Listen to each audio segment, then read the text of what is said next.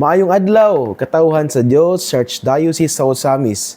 Sa ngalan sa tong kalahuron nga Arsobispo, si Archbishop Martin Sarmiento Khumuwadede, ug sa kahugpungan sa tibuok kaparian dinhi sa lokal nga simbahan sa Osamis, kini si Reverend Father Eman Pudyutan ang maghatod kaninyo sa atong mga pagpamalandong bahin sa Ebanghelyo karong adlaw.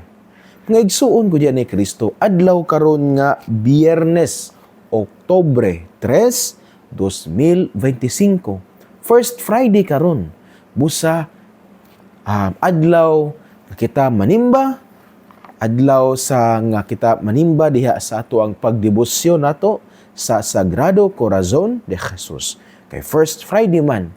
So karon ang mga parokya nagpahigayon usab sa mga Holy Hour, dayon sa kaning confession, after that, o ang santos nga misa kay First Friday man. Sa ato ang pagpasidungog, pagsimba nato, o paghatag, o pagmahal, pagtahod sa mahal nga kasing-kasing sa ato ang Ginoo. O nganing adlaw nga Biyernes, First Friday sa bulan sa Oktubre, Oktubre 3, 2025, karon usab di ay ang kapistahan sa parokya ni Santa Teresita sa Batang Hesus diha sa Barangay Banyadero, Dakbayan sa Osamis. Well, sa kalendaryo sa simbahan, ang fiesta gayon ni Santa Teresita October 1, pero diha sa parokya ni Santa Teresita sa Batang Hesus diha sa Barangay Banyadero, Dakbayan sa Osamis, ang ilang fiesta ila ang gisaulog karong adlaw, Oktubre 3, 2025. Musa sa tanan nga sakop sa parokya diya sa Banyadero, sa parokya ni Santa Teresita sa Batang Hesus, uban sa ilang padrikura si Reverend Father Cody Sarenas, uban usab sa iyang mga parochial vicars nga at the same time mga formators nato sa seminaryo, sila Reverend Father Michael Sinugbuhan o Reverend Father Dexter Banuelos. Busa kaninyong tanan, Happy Fiesta! Malipayon nga pagsaulog sa kapistahan sa atong patrona diya sa parokya sa Banyadero, si Santa Teresita sa Batang Hesus. Ngigsuon, ning adlaw usab nga Biyernes, ako dayon usab nga birthday greetings ngadto kang Oscar Yuag. Kini si Oscar Yuag, sakop ni siya diri sa parokya sa Bonifacio sa parokya ni Senyor San Vicente Ferrer, ug bana ni siya ni Ate Genevieve Yuag. Kini po si Ate Genevieve Yuag, member po ni siya sa Parish Mission Team din sa parokya. Sila ang ang evangelization team sa parokya nga moadto sa mga kapilya pagpasabot sa pagtuo panahon kung naay mga panaw. For example, kami next week magpanaw naman mi sa among patron si San Vicente Ferrer. Pagpangandam namo sa among kapistahan po December 2, o sa among pagpanaw sa patron, ubanan man gini siya sa Parish Mission Team nga member usab o kabahin si Ate Genevieve Yuag, ang asawa ni Oscar Yuag nga nagasaulog sa iyang birthday, 58 niya nga birthday karong adlaw. Busa kang Kuya Oscar Yuag, kung naminaw ka karon, happy birthday kanim, happy 58th birthday kanimo karong adlaw. More good health, sound mind, and long years diya sa imo ang pag-enjoy sa gasa sa kinabuhi kagihatag sa Dios nganha kanimo. Ngigsuon, dining adlaw usab nga Biyernes, ako usab nga pagtimbaya sa tanan nato nga naminaw karon, labagin sa to ang mga buutan kayo nga mga benefactors and benefactresses. Salamat kayo sa inyo ang pagsuporta sa DXDD. Salamat kayo sa inyo ang pagpaambit sa inyo ang mga panalangin o grasya. Alabi na din sa to ang tulumanon, pagpumalandong sa Ebanghelyo, matag adlaw. Ang Dios nga nakakita sa inyong pagkamahitagon, ang Dios nga maayo og baluyon, ang Dios nga mahigugmaon, o ang Dios nga maugayod ang manggihatagon diya sa iyang paghatag sing anak ngan his kalibutan aron luwason kita, magapanalangin, magasukli ug magabulig diya sa inyo ang mga pagpaningkamot sa kinabuhi. Maigsuon, dining adlaw nga Biyernes, arita sa tong ebanghelyo. Ng atong pagkakutluon, sumala sa ebanghelyo ni San Lucas. Himayaon ikaw, o Ginoo. Si Jesus miingon, pagka makalilisang unya sa mahitabo kanimo Corazin, ug pagka makalilisang usab sa mahitabo kanimo Bethsaida, kay kun ang mga milagro nga nahimo diha kaninyo, nangahimo pa digto sa Tiro ug sa Sidon, dugay nauntang naghinulsol ang mga tawo digto ug nagpakita niini sa paglingkod nga nagsulob og bisting sako ug nagbulibod og abo sa ilang kaugalingon. Sa adlaw sa paghukom, ang Dios mas maluoy paunya sa Tiro ug sa Sidon kay kaninyo. Ug mahitungod kanimo Kapernaum, buot mong ituboy ang imong kaugalingon hangtod sa langit, apan ibandod kahinuon ngadto sa impyerno. Miingon siya sa iyang mga tinun-an, ang mamati kaninyo, mamati kanako. Ug ang magsalikway kaninyo, magsalikway kanako. Ug ang magsalikway kanako, magsalikway kaniya nga nagsugo kanako. Ngaigsuon ang ebanghelyo sa Ginoo. Daygon ikaw, o Kristo. Ngaigsuon na ng adlaw nga Biyernes, no? Bulan sa Oktubre. Sus, ngaigsuon, no? Paspas di kayong panahon. Oktubre naman dayta. Kanabi taong paspas di kayo ang dagan sa panahon, no? Mura raman og ang bulan sa Hunyo kaghapon ra, unya karon Oktubre na. Nining bulan sa Oktubre, nining adlaw nga Biyernes, no? Oktubre 3, 2025. Ang atong ebanghelyo atong gikutlo sumala sa ebanghelyo ni San Lucas kapitulo 10 unya bersikulo 13 hangtod sa 16. Ug ngani atong ebanghelyo kanabitawng dili kayo siya nindot paminawon tungod kay kanabitawng makadungog tag mga pulong nga sama sa makalilisang mura bitaw gimaldisyon ang lugar sa Corazin, ang lugar sa Bethsaida, ug ang lugar sa Kapernaum, gimaldisyon, no? Mura sa gimaldisyon sa Ginoo, gisaway sila sa Ginoo, giingnan sila pagka makalilisang ninyo. Pero ang rason ngano silang daw mura gimaldisyon sa Ginoo, ang rason nganong gisaway sila sa Ginoo mga igsoon ko ni Kristo, tungod kay kini mga lugar, Corazin, Bethsaida o Kapernaum, kung atong lantawon bitaw sa dagan sa kinabuhi ni Jesus, especially siyang public ministry, well, kung mayroon tag-public ministry, mao na siya ang 3 years nga ministry ni Jesus.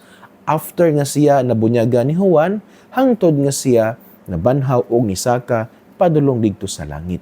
Nya kung atulan taon kining 3 years nga si Jesus suri-suro bitaw nag-adto sa mga lugar pagsangyaw sa maayong balita. Kaning Corazin, Bethsaida og kani bitaw ang Capernaum, usa ni siya mga tulon kaning mga lugar. Usa ni mga lugar nga paboritong adtuan ni Jesus. Meaning, usa ni siya mga lugar, mga lugar ni siya kaning Corazin, Bethsaida ug Capernaum nga permenteng gibisita ni Jesus o usas mga lugar usab diin daghan kayong gi-perform ang Ginoo nga milagro. Kaning Corazin, Bethsaida ug Capernaum. So sa ato pa mga igsuon, kining tulo ka mga lugar, blessed kayo ni sila. Nganong blessed kay sila? Because they had witnessed the power of God. They had witnessed the mercy of God. They had witnessed the grace of God. Nakasanati kayo sila sa gahom sa Ginoo. Nakasanati sila sa kaluoy o grasyas Ginoo. Nakasanati sila sa panalangin sa Ginoo. In fact, ang upat ka mga, kita ba the first 4 disciples called by Jesus diya sa Ebanghelyo, si Simon, si Andres, si Santiago o si Juan, kaning upat, taga Bethsaida man ni sila. So meaning to say, usa ginis mga lugar nga giadtuan ni Jesus. Nagtawag sig mga sumusunod niya, niining mga lugar sa Corazin, Bethsaida o Capernaum. Pero unsa nahitabo? Taliwala sa ilang nakita nga gahom sa Dios. Taliwala sa kaluoy sa Dios nga ilang nasinati. Taliwala sa mga milagros Ginoo. nagpabilin gihapon sila diha sa ilang karaang kinabuhi. In other words, nagpabilin gihapon sila diha sa bungbong o diha sa kanabitawong mansyon sa sala. Wa sila naghinulsol, wa sila nagbag-os kinabuhi. Bisan og sila nakasinati sa panalangin o grasya sa Dios. So kini di mga igsoon, nagtudlo ka nato nga grace comes with responsibility. Ang grasya sa Ginoo naagi na siya'y kanabitong responsibilidad dinhi kanato. Meaning to say nga nakadawat kita grasya. So ang pagdawat nining grasya naghagit kanato nga magbag-o, maghinulsol. Because grace comes with great responsibility. And grace calls us to repentance and transformation. Kay ang mga panalangin nga atong nadawat, nagatang natong kalipay. Yes, of course. Pero, naapod sa lain nga aspeto. Unsa man? Nag-auhag ka nato nga maghinulsol o naghagit ka nato nga magbag-o. So, mga igsuon, kini mga panalangin nga itong nadawat sa itong kinabuhi, mo gini. Gawas nga naghatag na ito kini og kalipay, gawas nga naglig-on sa ato ang relasyon sa Ginoo, gawas nga grabe itong nagpakita ka nato nga ang Dios, sa ka-Dios nga mangyatagon. But let us never forget, lest we forget that grace calls us to repentance and transformation. Kay kung sa atong kung grabe itong nagsige tagdawat sa panalangin sa Ginoo, pero kung wala mabag-o sa atong kinabuhi, wag yun, ang panalangin sa Ginoo wala nagdala kanato sa Ginoo. Ang panalangin sa Ginoo nagpalayo noon hinuon kanato gikan sa Dios, which is not correct, which is not right. Example ni Megson, kaning issue sa tua karon diri sa Pilipinas, kaning corruption ba? Kaning gugmas kwarta, wag yun nagdala padulong sa Ginoo because nalimtan man nga grace calls us to repentance. Ang ato ang pagmata-matag adlaw usa kini sa ka konkreto kayo nga ehemplo nga naghagit ka nato nga today I will try my best to be better than yesterday.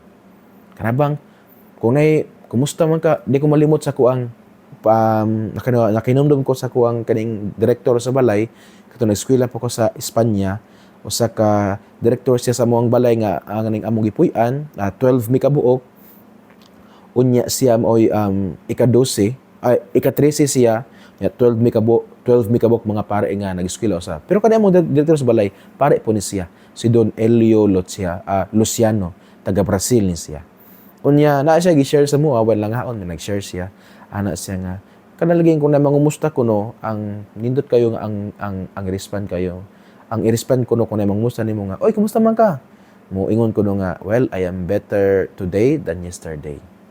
Itong maningkamot nga mas maayo pa ta karong adlaw, mas mahimo pa tang balaan karong adlaw than yesterday. Meaning to say nga nagisip progress because grace again calls us to repentance and transformation. Sumo ko kulang sa Corazin, Bethsaida o Capernaum.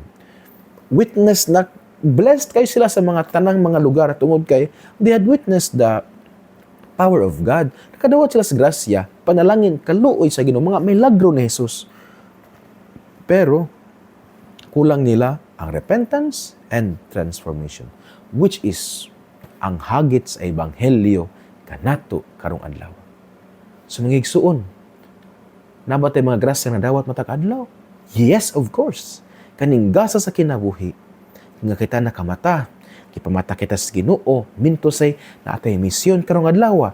Unsa ang misyon? Let us be better than yesterday. Let us be holier than yesterday. Let us be akanabitang karong adlaw maningkamo kitang mahimo kitang polite, mahimo kitang kind, mahimo kitang generous than yesterday. Mahimo kitang maygugmaon than yesterday. Mahimo kitang forgiving than yesterday. Because that is grace.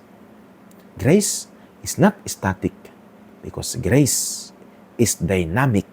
It is alive and it calls us to repentance and transformation. Mga igsuon, dinhin na kukutob sa ako ang pagmalandong.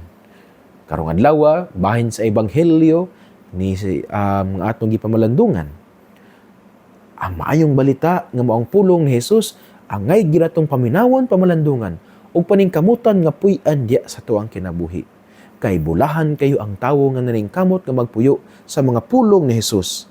Sama siya sa usa ka kahoy nga gitanom daplin sa sapa kansang dahon dili gayud malaya. Tiempo sa ting bunga siya mohatag og mamaayo og daghang mga bunga. Amen. Again, before kumuhatag sa final blessing, happy fiesta sa tanan nga sakop sa parokya ni Santa Teresita de Jesus diya sa Bañadero, uban silang Padre Cura, Father John Lisarinas, o uban usab sayang mga kaabag si Father Michael Sinubuhan o si Father Dexter Banuelos. Ay, by the way, dahil atong i-welcome dahil si Father Michael Sinubuhan because nakaulit lang siya from Rome, naabot siya niya atong September 28 niining tuiga niya ato siyang i-congratulate tungod kay iya nang nahuman ang iyang schooling sa Rome, nakahuman siya og bachelor sa philosophy and then human po niya ang iyang licentiate sa philosophy. Muna nahuman niya ang pag-eskwela nini og ning uli siya og na siya karon sa seminary aron nga motabang usab sa pagtudlo og isip mahimo usab nga kaning formators. Busa Father Michael, congratulations kanimo. Mga igsuon ay kuanday last na nga pahinumdom dili day ko makaadto karon sa celebrated fiesta mass sa Bañadero tungod kay naapog ko'y misa sa baryo dinhi, na ako'y misa sa kaning klinika Uzaraga Doctors Hospital sa alas 8 sa buntag, and then sa may alas 9 usab sa buntag nami first Friday mass dinhi kauban sa tuang mga sa St. Vincent's High School of Bonifacio Incorporated. Busa sa mga girikanan og mga estudyante, ali manimba kita alas 9 sa buntag kay misa kini sa tuang eskwelahan o ang mga ginikanan part man sa eskwelahan because education is a collective effort sa mentors, sa school, and then sa students, and then significant po kayo ang part sa mga parents. Ngayson uban sa pangaliya sa itong mahal nga patron, uban sa pangaliya sa itong mahal nga inahan, nagisangpit natong mga misamistong nga berhen sa kuta, ang Dios unta magapanalangin kaninyo kanunay sa ngalan sa Amahan ug sa Anak ug sa Espiritu Santo. Amen. Mayong adlaw, mag-amping ug ki Dios li siempre bendiga.